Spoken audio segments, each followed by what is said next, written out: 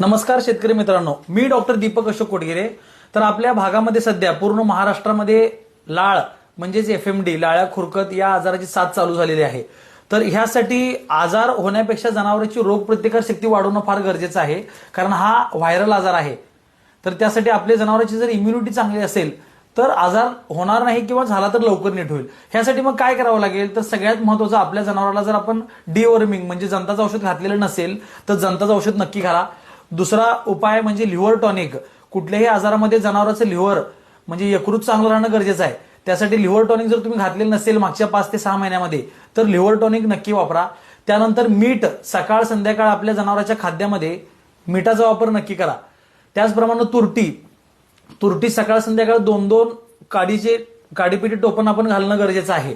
त्याचप्रमाणे जर शक्य असेल तर शेवग्याचा पाला सकाळी 2 मूठ संध्याकाळी 2 मूठ आणि कॅल्शियमसाठी चुन्याची निवडी आपण करणं गरजेचं आहे। हे सोडून हा आजार जास्त कशामध्ये पसरतो तर हवेमध्ये माशा, चिलटे, डास यांच्या मार्फत पसरतो आणि त्यासाठी आपण घाणेरी वनस्पतीचा किंवा सीताफळाच्या पाल्याचा रस काढून तो पूर्ण गोट्यामध्ये फवारा, जेणेकरून जर इन्फेक्टेड डास माशा असतील तर ते 100% मरतील। त्याचप्रमाणे सिद्धकला होमिओ क्लिनिकनं जनावरांसाठी एफएमडी इम्युनिटी बुस्टर नावाचं औषध जनावरांची रोगप्रतिकार शक्ती वाढवण्यासाठी तयार केलेलं आहे।